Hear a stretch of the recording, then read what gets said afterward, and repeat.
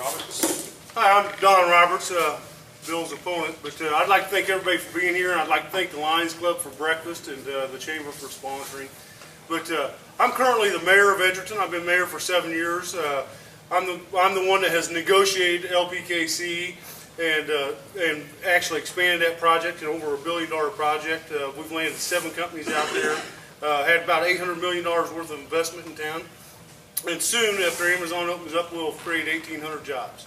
I chose to run for this office because, you know, much the same reason Bill just said he ran in 2012. I don't think things are going right, and I don't think things are getting fixed. So I'm a guy that likes to get things done, and I want to get things done in Topeka because it's affecting the way we can operate our local communities, and it's really affecting our local citizens. And so we need to have someone up there that's proactive, that will speak the voice of the citizens, and will communicate with them. So I've been a resident of really the 43rd district my entire life. My wife and me married actually in Olathe, but lived in Edgerton since all but 2 years of my entire life. Our 3 kids have graduated from Gardner Edgerton High School. I've been a member of the Chamber of Commerce when I own businesses. I'm a member of the Southwest EDC. I was a volunteer firefighter for 17 years. I have never stopped being active in this community since I was a young child. And so, both communities. So I worked 26 years for the city of Gardner, and total time now, I've spent 15 years as an elected official in Edgerton. So anyhow, I look forward to talking to you afterwards. If you have any specific questions that you don't get answered today, I'll be around. I also have a booth over here, so if you want to stop by at any time, please do. What's the most important issue facing Kansas at this point, and how do you plan to? My deal on really not getting the votes. So the legislators chose to leave office early this year so that they could come out and campaign. The truth is they have the ability to have a 90-day session. They could have stayed and worked on this. They could have hammered this out for another almost 20 days or so. So, you know, it was a rush to try to make everybody think that we did our job in the shortest amount of time so we don't look bad from last year going way over time. But the truth is, we got to do our jobs, and it's not going to be easy, but it's a fight. And it's a questions is Kansas has consistently missed its revenue projections over the past year, which many people feel is part of the problem. Why is that? Do you think there should be something done about that process? And how does that play a part in the overall budget scheme? So revenue projections are critical, you know, and they do get missed from time to time. Kansas is the leading state in missing projections and also missing them by the furthest. You know, so you need to have realistic expectations. Kansas hasn't grown by 6% in maybe once in our history. 4% is too high. We usually grow around 1.5% average. You know, so using numbers of growth of 6% just isn't realistic. You know, so you need to have a conservative budget that you can utilize, or conservative budget numbers that you can utilize, so that you can say, this is how much income we have, so this is how much we can spend. And if you stay conservative with that, then you don't overspend. So that's part of our problem, is overspending still. But also, by missing revenues, it allows people to conceptually think that we have that money. Well, you know, they're trying to guess revenue every month, and out of the last 13 months, we hit the number once, I believe. And so, you know, whose fault is that? You know, it's really the guys that pull those numbers together and share it with the legislators. But by now, legislators should start realizing that those numbers have been wrong. The governor announced recently that he's going to look at a new plan, a new way of looking at this. But the truth is, you can't be deficit spending forever. You can't be spending. You can't take all the money out of KDOT. I think funneling money all into the general fund to redistribute it just really hides money, and it hides it from you, the citizens.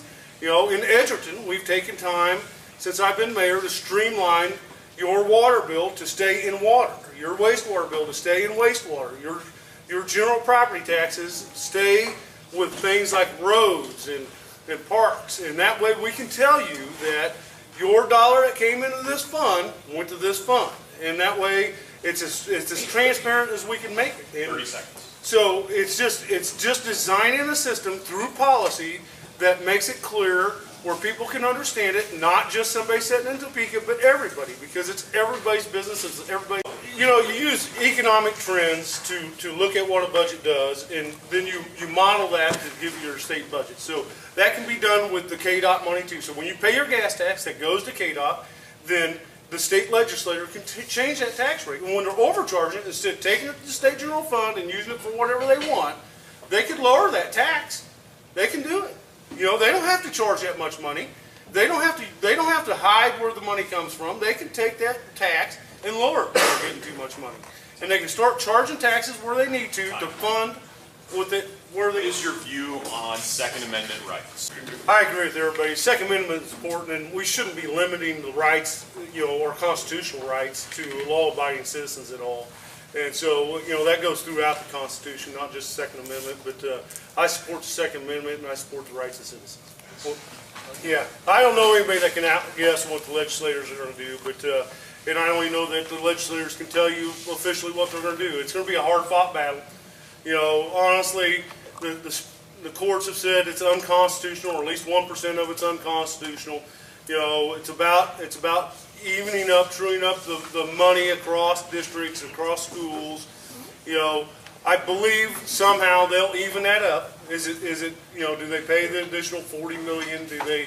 I don't know that, but they'll true up that money somehow, and schools will stay open. So that's a guess by anybody's imagination today, but it'll be interesting to see what the incumbents think. In regard to education funding, do you believe that voters in each district should be able to raise unlimited funds locally beyond what the state provides, or returns to the districts? Mr. Roberts? So I think Bill's right. Constitutionally, we have to have equity across school districts, across schools. So I mean, if Gardner Edgerton starts funding schools at $20,000 a student, which would be a tremendous increase, we would have to do that across the state. That would be our constitutional duty. But I do believe that local control should dictate where money is spent, and how it's spent. So I also think it's really important from my perspective that we have extracurricular activities. It bodes well for education. It does play a role in the child's education.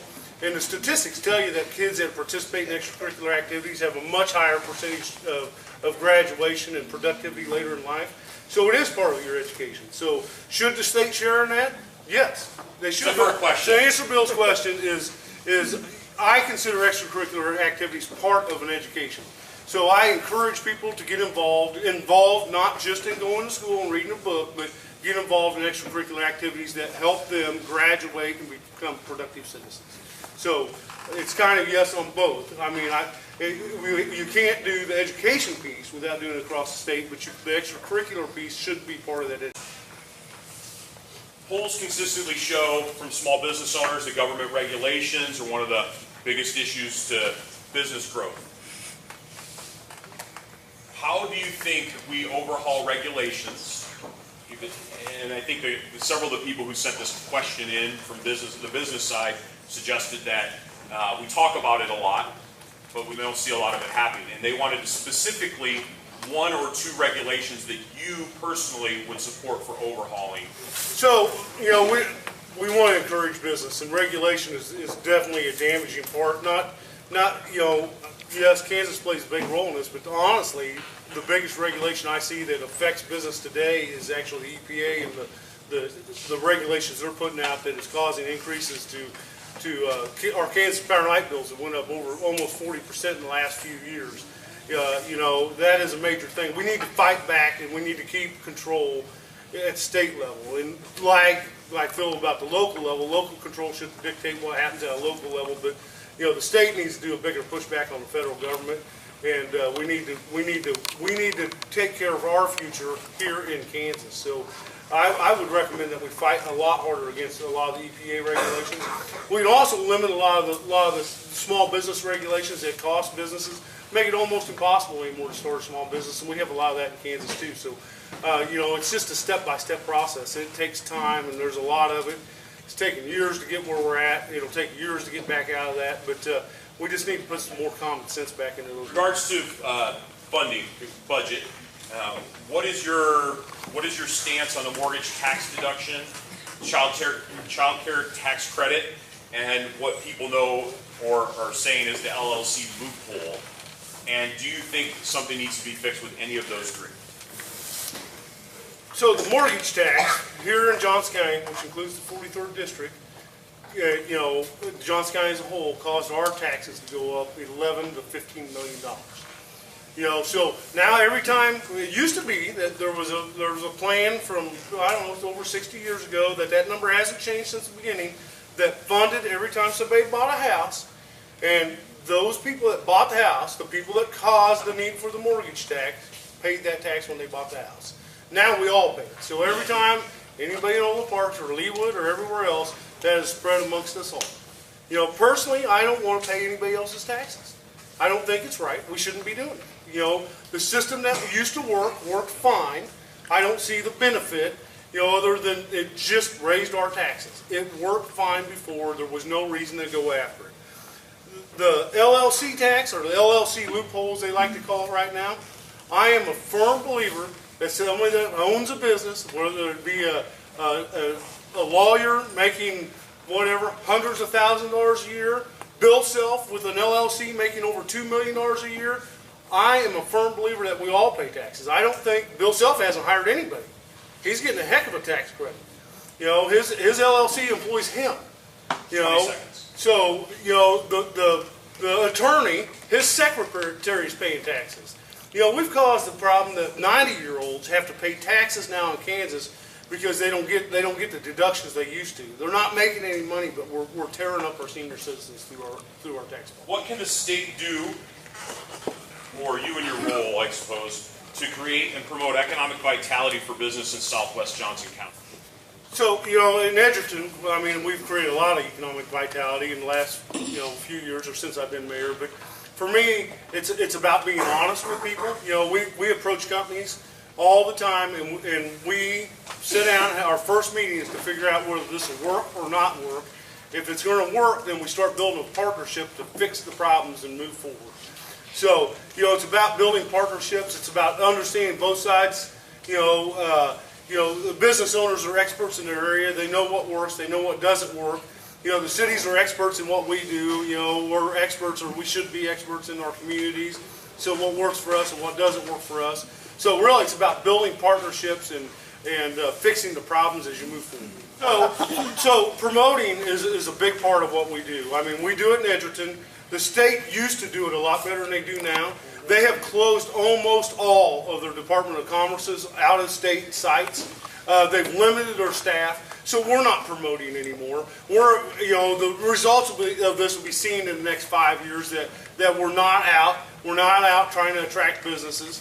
And so, we're not doing what we're supposed to be doing. Have you seen the results of that yet? No. I've seen the results because we try to get business all the time, and we have less and less business coming through the Department of Commerce. Some of these were general questions of people that asked why you're the most qualified for your role, why you want to fill this role, what you plan to do, what you might do, what's something about you that voters might not know that you want them to know. So, I guess in my case, I didn't run because I'm after money or power. That's not my game. I made $960 last year as mayor, so I'm not here for greed. I'm running because I care about what happens for my kids and my grandkids. And so I care what the people think. I want to represent the people. I don't want to go up there, and I'm not planning on going up there, and I haven't asked for the support of Gardner Edgerton Republican Party, the Kansas Republican Party. I haven't asked for any of their support because I want to go up there and do right by you, the citizens. I am going to Topeka so we can represent you in your best interest, and I want to hear from you. I will be active in the community. I'm out and about. I welcome conversation all the time. As mayor, I thought I became a celebrity when I had to sit in Walmart grocery shopping for an hour while my wife did it. But I think it's my job to listen to the citizens. I may not agree with you, but I think it's my job. And I think it will be my job when I go to Topeka too. So I would appreciate your vote August 2nd. And, that will decide this vote. This will decide this election. And I would really appreciate you coming out to vote. If you want to stop by, we'll get you registered for mail ballots, and you don't even have to leave your house.